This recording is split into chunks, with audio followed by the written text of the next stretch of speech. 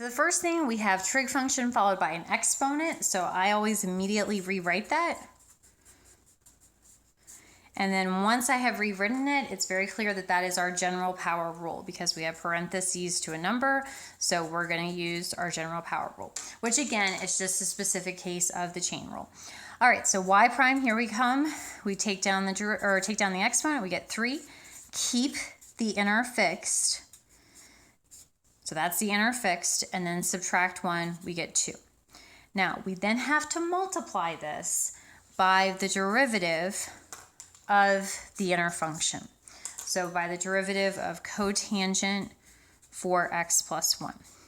All right, now here's where sometimes it helps to just kind of cover up all this derivative of the outer thing and just focus on this derivative of the inner, how we are going to make that happen. All right, so the derivative of cotangent is negative cosecant squared. So keep in mind here, you do not just have an x argument, so that's going to be your inner function. Outer function is going to be cotangent.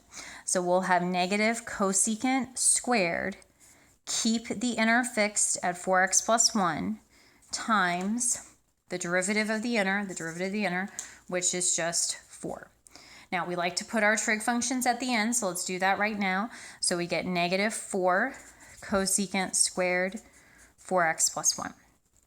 Now, that needs to be multiplied by this derivative of our outer that we found from our first 3 steps of the general power rule. So we have 3 cotangent 4x plus 1 squared.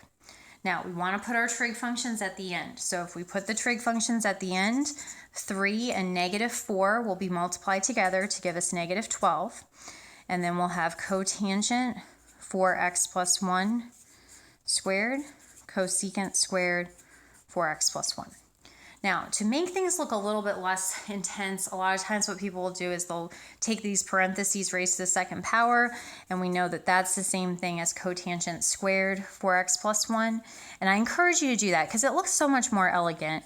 But if it helps to rewrite it at the beginning, which I find it does, to rewrite it at the beginning to see that you have a general power rule, that's fine. But you might want to remove all this double parentheses to a power and just say it's cotangent squared 4x plus 1.